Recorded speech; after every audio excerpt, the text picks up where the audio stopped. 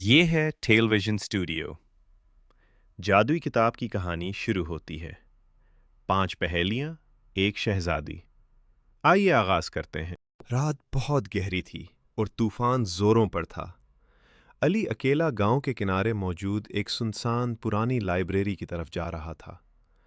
Library کے اندر ہر طرف خاموشی تھی، لیکن ایک شیلف سے سنہری روشنی جھلک رہی تھی۔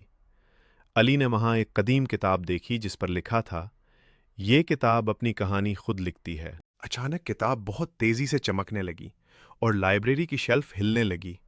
کتاب کے اندر سے ایک سنہرا دروازہ نمودار ہوا جس پر لکھا تھا، اگر تم ہیرو ہو تو اپنی کہانی میں داخل ہو جاؤ۔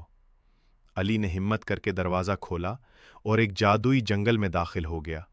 وہاں درختوں کے پتے روشنی چھوڑ رہے تھے اور فضا میں جادوئی ذرات گردش کر رہے تھے۔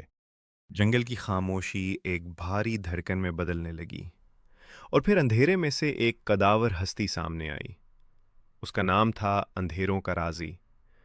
اس کی آنکھیں نیلی روشنی کی طرح چمک رہی تھیں اور اس کے ہاتھوں سے دھواں اٹھ رہا تھا۔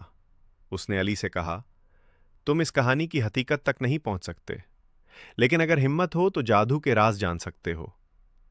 علی نے کتاب مضبوطی سے تھامی اور مقابلے کے لیے تیار ہو گیا۔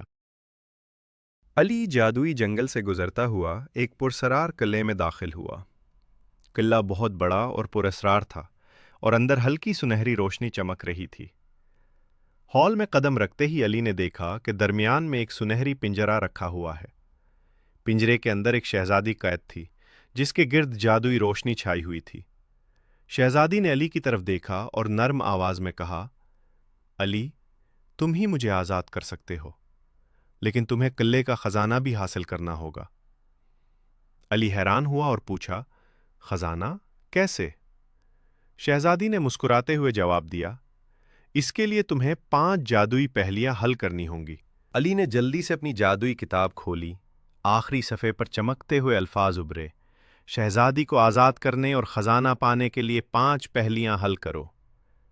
علی نے گہری سانس لی اور کتاب مضبوطی سے تھامی۔ شہزادی کی طرف دیکھتے ہوئے اس نے کہا، میں یہ پہیلیاں حل کروں گا، تمہیں آزاد بھی کروں گا اور خزانہ بھی حاصل کر کے دکھاؤں گا۔ پنجرے کے نیچے سنہری سکے، خزانے کے صندوق، جواہرات۔ علی کا اصل سفر تو اب شروع ہوا ہے۔ اس کے ہاتھ میں جادوئی کتاب ہے، شہزادی سنہری پنجرے میں قید ہے اور قلعے کا خزانہ اس کا انتظار کر رہا ہے۔ اب علی کو 5 جادوئی پہیلیاں حل کرنی ہوں گی اور اس کے بعد ہی کہانی کا اگلا دروازہ کھلے گا۔ یہ بس شروعات ہے، اصل مہم اب شروع ہوتی ہے۔